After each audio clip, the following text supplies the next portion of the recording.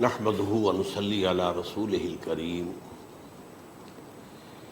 اما بعد فقد قال الله تبارك وتعالى كما ورد في سورة الجاثية اعوذ بالله من الشيطان الرجيم بسم الله الرحمن الرحيم وإنه لعلم للساعة فلا تمترن بها واتبعوني هذا صراط مستقيم صدق اللہ العظیم رب اشرح لی صدری ویسر لی امری واحلل عقدۃ من لسانی یفقہوا قولی اللہم ربنا الہمنا رشدنا واعذنا من شرور انفسنا اللہم ارنا الحق حقا وارزقنا اتباعہ وارنا الباطل باطلا وارزقنا اجتنابہ آمین یا رب العالمین۔ قادیانیت سے متعلق ایک بحث کا آغاز ہو گیا تھا،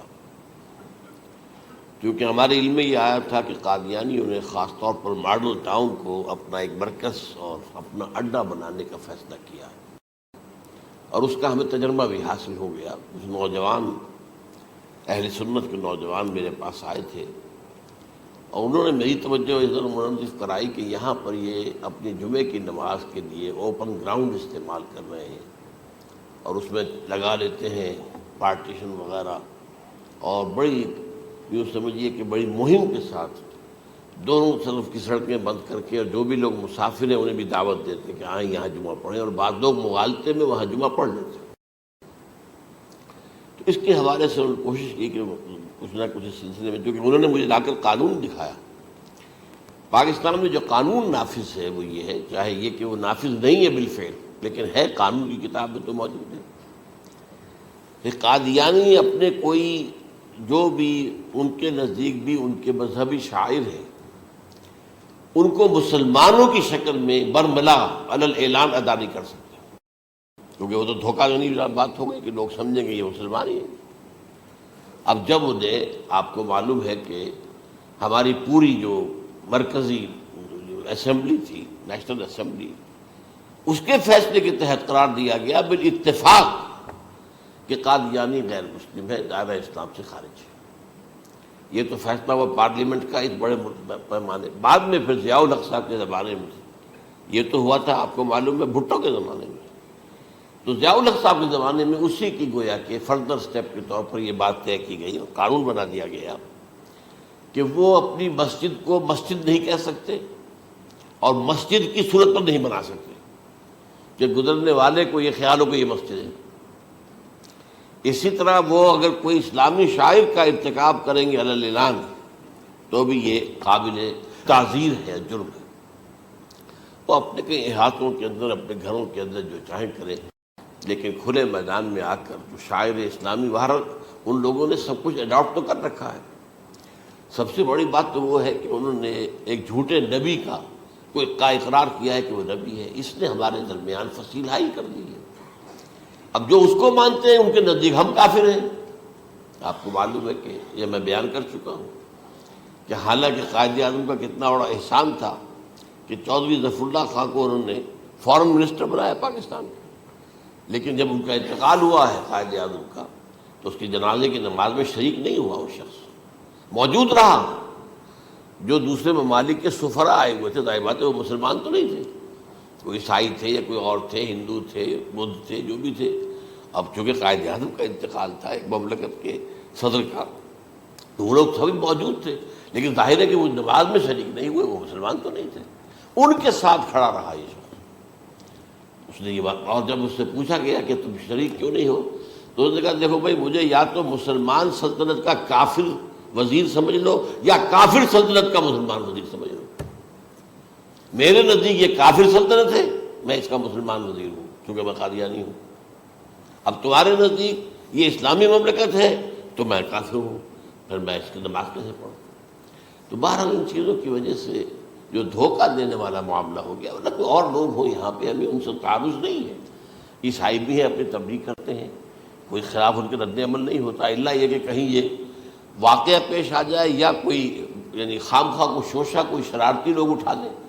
کہ انہوں نے قرآن کی یہ جو ہے بے حرمتی کی ہے، تو یہ تو پھر تحقیق سے معلوم ہو سکتا ہے کہ واقعہ کی تھی کہ نہیں کی تھی۔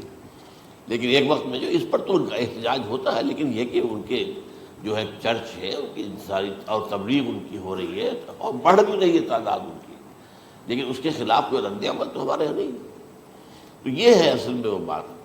تو اس پر جو گفتگو شروع ہوئی تھی میں آج اس کی تکمیل کرنے جا رہا ہوں۔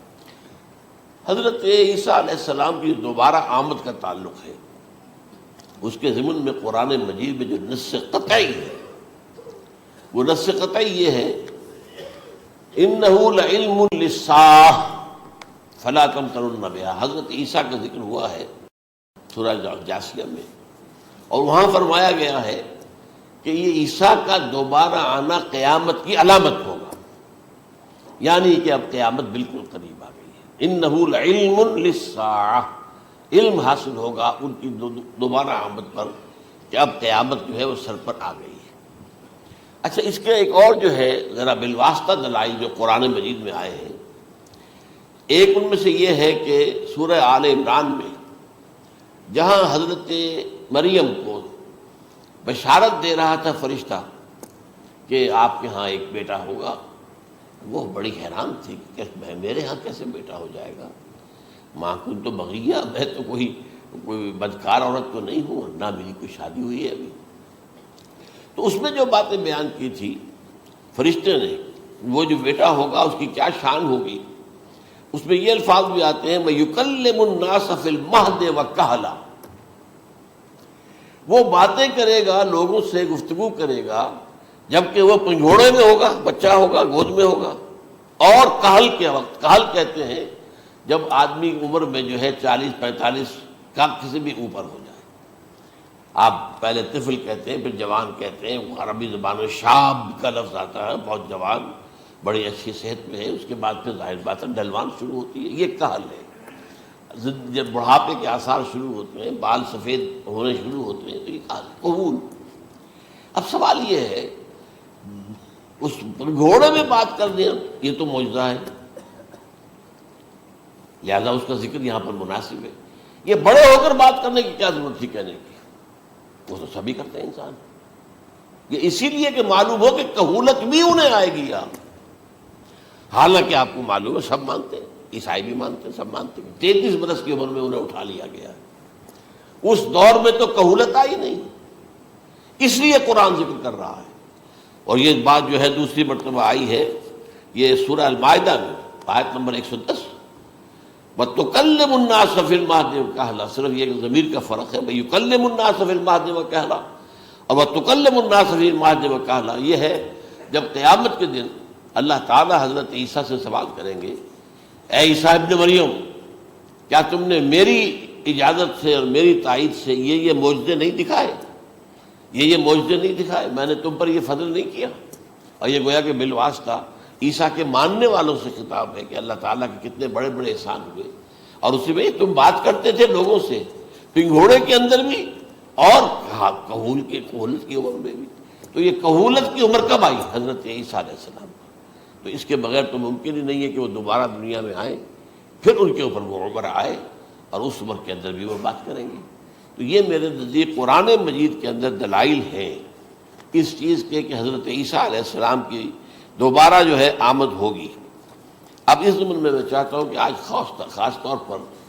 جو الساعہ کی اور جو علامتیں قرآن میں آئی ہیں، یہ ضمنی مضمون ہو جائے گا، لیکن بہرحال یہ بھی ایک معلوماتی مضمون ہے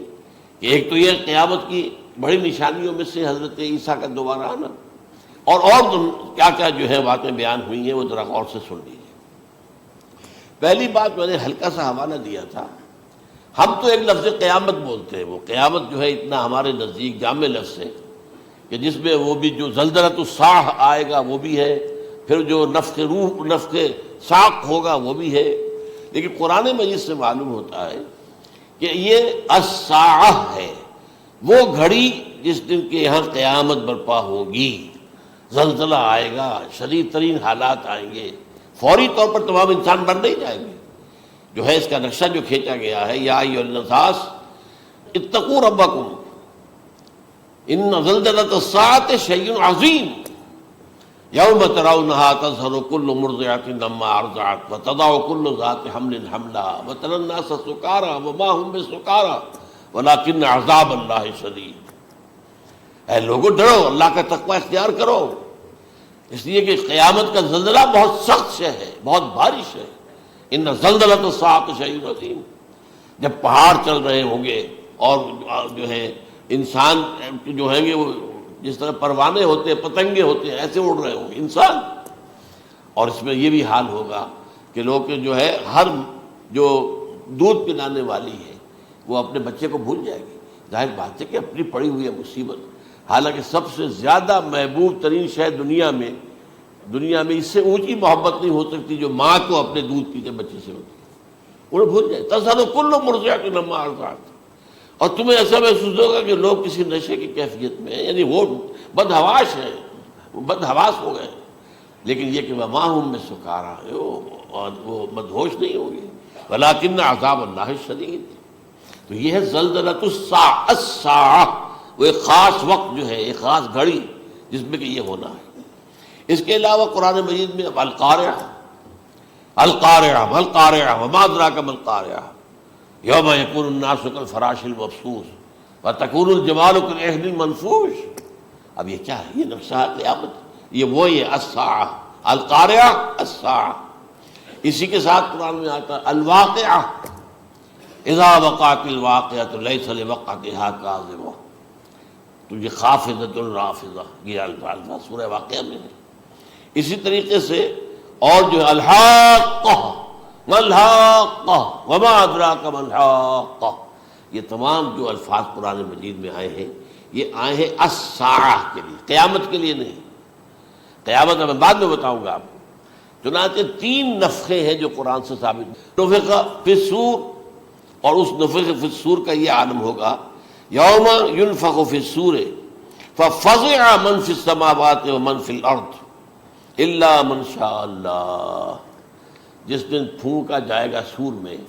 اور اس وقت صورتحال یہ ہو جائے گی کہ جو بھی آسمانوں میں ہے، زمین میں ہے، سخت پریشانی اور سخت پشیمانی اور ایک طرح کے مرعوبیت اور خائف ہو کر رہ جائیں گے، الا ان کے کہ جن کو اللہ چاہے، اس کے کوئی ملائکہ مقربین ہوں گے۔ من فی السماوات فی الارض ہے، اس کے ساتھ ہی یہ کہہ دیا گیا ہے، لیکن یہ باقی پورے لوگوں کے اوپر، پوری مخلوقات کے اوپر ایک جو ہے گھبراہٹ کی کیفیت طاری ہو جائے گی۔ تو یہ ہے پہلا فضا۔ دوسرا فضا کیا ہے؟ فضا صعق،